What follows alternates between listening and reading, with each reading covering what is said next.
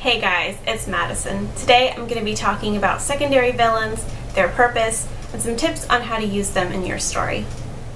Secondary villains have many purposes. The most common one is being the main villain's sidekick. They help the main villain accomplish their goals, either allowing them to do more things or allowing them to do things they wouldn't be able to do by themselves. Having an accomplice shows that the main villain is incredibly powerful or incredibly intelligent and charismatic.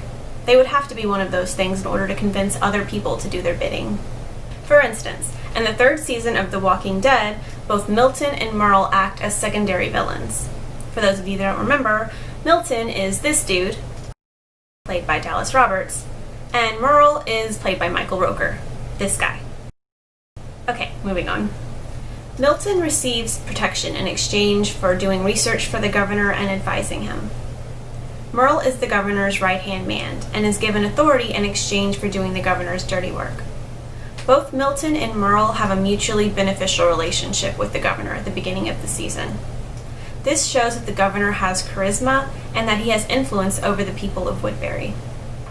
Secondary villains can act as foils to the main villain, showcasing the villain's personality by highlighting the differences between characters that share similar goals. Both Milton and Merle act as foils for the governor, demonstrating his lack of humanity. Although Milton goes along with the governor's plans for his own benefit, he also genuinely cares about people. He tries to convince the governor to make peace with Rick's group and not kill them. And when it becomes apparent that that won't work, he lets Andrea go so that she can warn Rick's group. His acts of compassion demonstrate how cruel and ruthless the governor really is. Merle is ruthless, but even he has more compassion than the governor. By admitting that helping the governor was wrong, setting Michonne free instead of taking her to be slaughtered, and trying to kill the governor, Merle showed remorse for his actions in a way that the governor never did. Secondary villains often act as foils for each other as well. If you have two secondary villains who are alike in most ways, there's often no point in having two of them.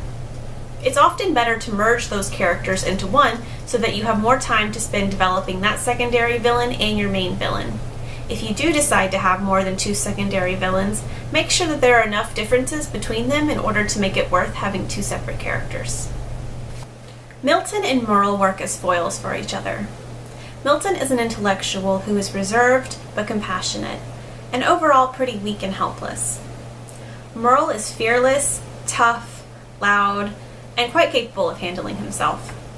Essentially, Milton is brains and Merle is brawn.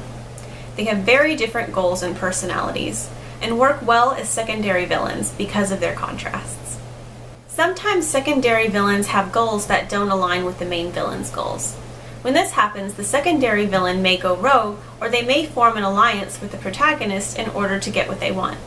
This happened with Milton whenever he formed an alliance with Andrea in order to try to stop the governor from killing Rick's group. And it sort of happened with Merle whenever he briefly joined Rick's group after deserting the governor. When writing a supernatural story, it's often helpful to pair a supernatural villain with a human one. For instance, in Nosferatu, Charlie Manx is a supernatural entity that survives by abducting children and taking them to Christmas Land. His accomplice, Bing, helps him abduct children and then sexually assaults their parents. Bing is the kind of real-life predator that parents are terrified of their children encountering. The realistic villain is made more threatening by the presence of the powerful supernatural villain. And Manx is made more terrifying by the believability that a realistic villain adds to the story. Usually, when you pair a supernatural villain with a realistic one, the supernatural villain will be the main villain, and the human is just a pawn doing their bidding. This makes the supernatural entity seem more powerful and more manipulative than any human ever could be. So, there you have it, the basics on secondary villains. Just to recap some of the points that were mentioned throughout the video, the most common purpose of secondary villains is to help the main villain. Secondary villains can act as a foil to the main villain, highlighting certain characteristics of the main villain. Secondary villains should be foils for each other, otherwise you should probably merge them into one character. Secondary villains may have goals that don't align with the main villain's goals, and if so, the secondary villain will probably go rogue or join the protagonists.